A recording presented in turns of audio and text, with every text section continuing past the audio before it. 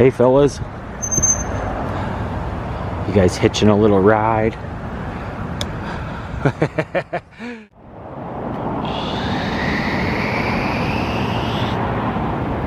Creepers! Good morning, afternoon, or evening, whenever you are tuning in and creeping with. Got a little bit of sunburst here. We are starting off here at the Troutdale Cinemas because when I think of my favorite Halloween horror movie slashers, I think of the best. Freddy, you know, Jason, Voorhees, the best. Chucky.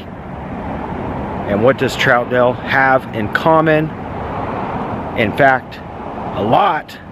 Especially since back in November of 2004, a slasher movie by the name of Behind the Mask,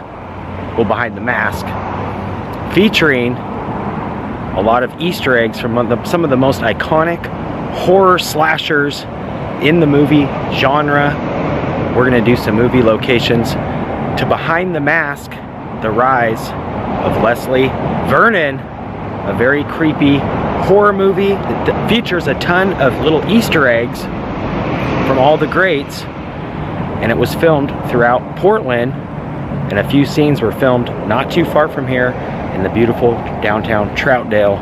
That's where we're heading next. If you're a fan of Hollywood horror, including all the greats, you're gonna want to stay tuned. In fact, one of my favorites, Freddy, well, all of them really have a little bit of Easter eggs. We'll talk more.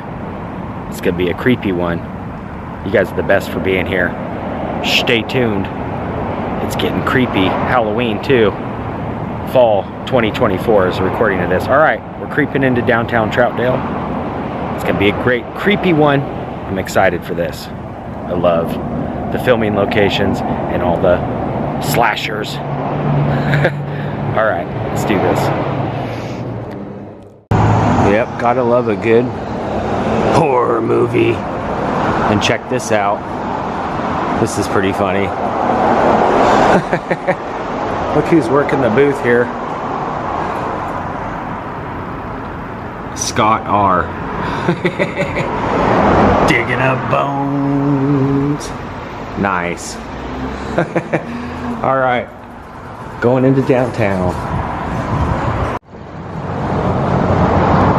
Just made it here to basically the main entrance to downtown Troutdale. Gateway to the gorge. Yeah, I'm excited to do this one. I love all the iconic horror, you know, movie slashers. And this one is very creepy. That's right, Behind the Mask. We're gonna head down here where there were some filming locations. I'll tell you more about the movie and why it's so dang cool, especially this time of the year. All right, behind me here sits the beautiful downtown Troutdale with all these cool looking buildings. And in November of 2004, the movie Behind the Mask, the rise of Leslie Vernon. That's right, a very creepy, kind of like a mix mash between Jason and Michael Myers, was filmed right here in downtown Troutdale, opening as a movie, filmed as more of a documentary discussing this guy's basically obsession with all the iconic horror, you know, slashers, Freddy, Michael Myers, Jason, and he turns into one himself because of his extreme obsession of the movies. And it kind of starts out with a reporter, which I found which we'll put in some screen use shots, discussing why Leslie Vernon chose to murder the people. And they actually go through and talk about Halloween, Michael Myers, Freddy Krueger, Elm Street. It's pretty good. And what's also the most awesome part about it is one of the best to ever do it, Robert Englund himself, better known as Freddy Krueger, is actually in the movie as well. But right down the road here is one of the very first opening scenes with the reporter kind of talking about all the murders that happened between Michael Myers, Freddy, and now Leslie Vernon. Let's go check out some screen use shots. It's definitely a creepy movie. It was good though, I got into it. Alright, we're gonna head down just a block and I'll show you guys where that opening scenes take place. Yeah, I absolutely love this whole strip of buildings. Very wise choice to film here. In fact, a lot of the filming took place just kind of randomly. They had a few locations that were, you know, scouted, including the downtown library that has a very iconic scene. But I think most of these were just picked as the cast and crew were kind of filming in other places. From what I read, they were kind of already on the historic highway filming in a barn not too far from here, and kind of came through here and noticed, you know, the layout of the buildings. What also I thought was really interesting is this is roughly right around the same time as when they filmed, you know, as the recording of this, October 2024. And back then you would have seen a lot of the same things that we saw in the movie, including some of the fall trees and things like that. Opening scene, the reporter, she basically is walking right through here and discussing the killings that have taken place throughout, you know, different parts of the world, including the Michael Myers scene, the Freddy Krueger scene. In fact, you can see all of this behind her. She actually makes her way throughout this building here, which you can see all three of these pillars here. I think they were a different color when that movie was being filmed, like I said, back in 2004, so a lot has changed, but you can see all this makes the building, including all this iconic brickwork. But these pillars are very prevalent in the scene. In fact, she makes her way out of this door here and walks up the hill, or up the sidewalk here, and this building, in fact, now I believe it's either Rustic with a Twist or the Cuddlebugs. You can actually see one of the little Easter eggs from the 1978 original Halloween movie. That's right, Michael Myers himself. They turned this in kind of a Hollywood movie magic into the Red Rabbit. So pretty interesting to think that, you know, with all the little Easter eggs throughout the movie, there's a lot of tie-ins to all the iconic horror movies that we've grown up with, Michael Myers. In fact, in the 1978 movie, I'll insert some of those clips too. You can actually see the matchbook of where they got the Easter egg idea from, where Michael Myers' mom worked at one point. They kind of actually entered that bar or tavern, which would have been right here as like a fake facade of that movie. I'm pretty sure it was either the Rustic Twist or the Cuddlebugs, and I'll insert some of those pictures where you can actually see that little Easter egg. So that's pretty neat. So yeah, these pillars are now black, but in the movie they were white, and you can actually see where she walked out right here. You can see all this like brickwork right here, and she kind of walked up the street explaining how, you know, those killings had taken place, and how the guy that was obsessed with all the iconic horror movies kind of was like, you know, taking over the smaller towns. So she was kind of reporting on that. And then also, which I thought was really interesting, is if you see these three pillars here, as she kind of makes her way up the sidewalk here, check out how much this tree has grown just from 2004. So, you know, 20 years, I mean, that is a long time, but man, it's crazy how you can kind of get the matchups and really see. But then also, like, so much more has changed and stuff, and a lot of things have really stayed the same. But yeah, that's pretty dang cool. The Red Rabbit Inn, Hollywood movie magic. A little interesting tidbit. Well, it is kind of like, you know, the same, you know, season and whatnot, same time of the year, but you could see there was like definitely some fall leaves on the ground when all that was being filmed. And yeah, pretty dang cool to think that they chose, you know, the quaint little downtown Troutdale area.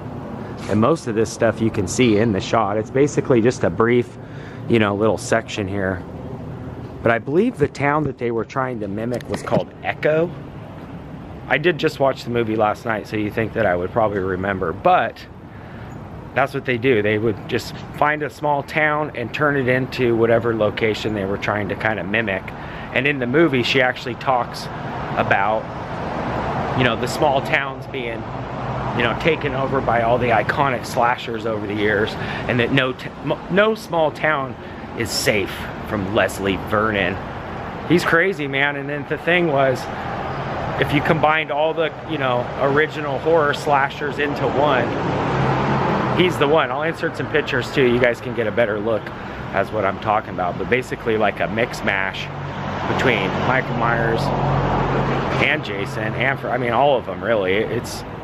They do a great job of connecting the dots. In fact, the director was kind of turned on by Robert Englund. They are friends, and then before they started shooting the movie, the director and Robert Englund sat down, and Robert Englund said, you know, the Freddy Krueger character was actually kind of loosely based on another movie, so he thought it'd be cool to like combine all the characters. It was kind of a, you know, Robert Englund and the director's kind of a mix mash idea of a very creepy movie slasher. You basically see the reporter walking up the sidewalk here and talking to the folks about Leslie Vernon taking over the small towns. And what's funny is, it wasn't Troutdale. They're using a completely different location. I think it was called Echo something. I just watched it last night, so you think I would remember, but I'll definitely insert as many screen use shots as I can. And another ironic thing that I thought was really cool is, if you look inside the movie, or inside some of the windows, I think it was this rounded window or maybe one of these windows here, you see a lot of these flyers. And I actually just noticed that the filming production took place right around the same time that Gresham High School was doing the production for Disney's Beauty and the Beast. And check it out, they actually have one of the flyers in the door right now. So talk about the same timing. I'll insert that picture, but yeah, Disney's Beauty and the Beast, same time. That's so crazy.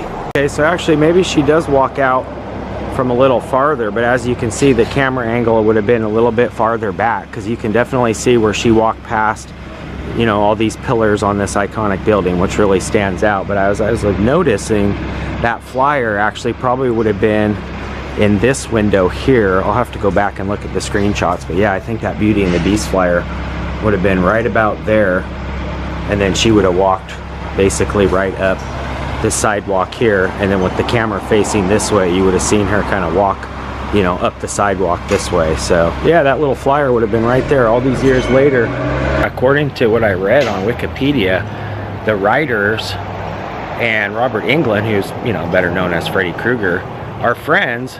And there's a 1974 movie, which I will insert the name of, where Robert Englund was like, you know, Freddy Krueger and other iconic slashers, you know, there was other ones before them that weren't really known, so they were like, you know, that's kind of how Freddy Krueger evolved from those other guys, kind of paving the way in the Hollywood horror genre. So he thought, how cool would it be to kind of mix-mash all the slashers together and create one really creepy looking one.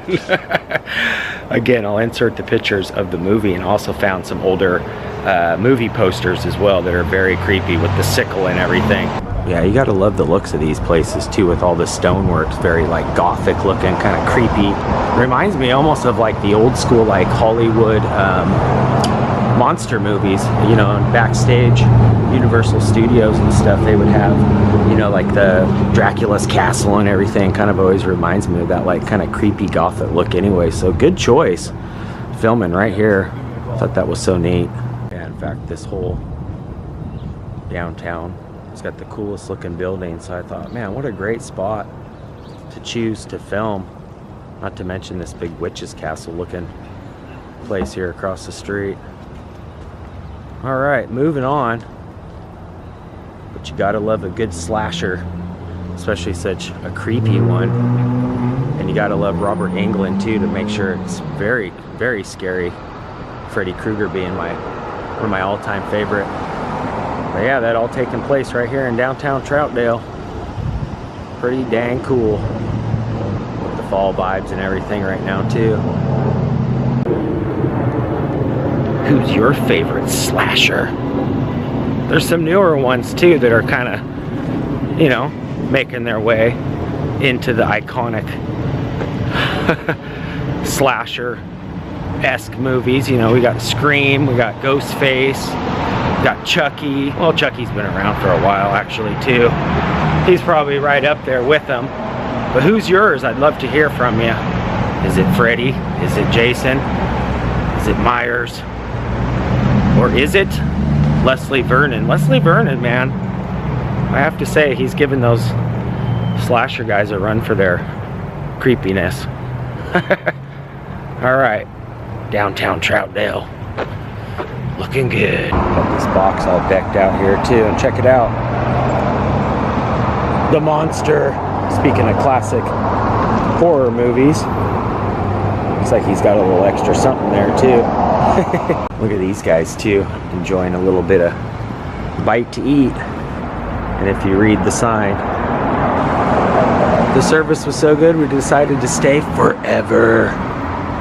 And the other guy's dead because he ate at Olive Garden. Oh, that is hilarious. Yeah, this place does have really good food.